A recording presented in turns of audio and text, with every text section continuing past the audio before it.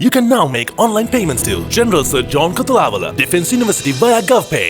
சித்துப்பாத்தி புதைகுழி வழக்கு இன்று சிறிய இடைவெளிக்கு பிற்பாடு இரண்டாங்கட்ட அகழ்வு பணியின் 16ஆம் நாள் அகழ்வு பணி ஆரம்பிக்கப்பட்டது.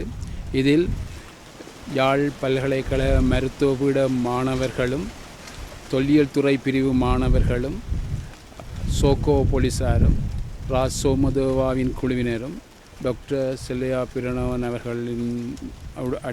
அவர்களுடன் இந்த வழக்கு இன்று கௌரவ நீதவான் ஆனந்தராஜா அவர்கள் எடுத்துக்கொள்ளப்பட்டது. அத்தோடு இன்று இந்த அகழ்வு பணியின் விசாரணை போலீசாரிடமிருந்து குற்றப்புலனாய்வு பிரிவினருக்கு சிஐடியினருக்கு அது மாற்றப்பட்டிருக்கின்றது.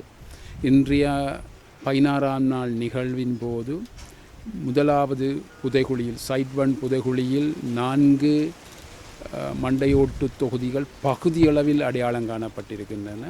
அதே நேரம் இரண்டாவது புதைகுழியில் 3 மனித ஓட்டுத் தொகுதிகள் அடையாளம் காணப்பட்டு இன்றைய நாளில் மொத்தமாக 7 மண்டையோட்டு தொகுதிகள் அடையாளம் காணப்பட்டிருக்கின்றன.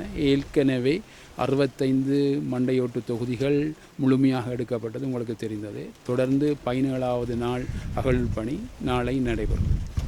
இது ஒரு குற்ற பிரதேசம் என்ற அடிப்படையில் அரசாங்கத்தின் அறிவுறுத்தலுக்கு அமைவாக சிஐடியிடம் பேரம் கொடுக்கப்பட்டதாக கருதுகின்றேன். போலீஸார் தான் அதுக்கான டிஐஜி தான் அதுக்கான நடவடிக்கையை மேற்கொண்டிருக்கின்றனர்.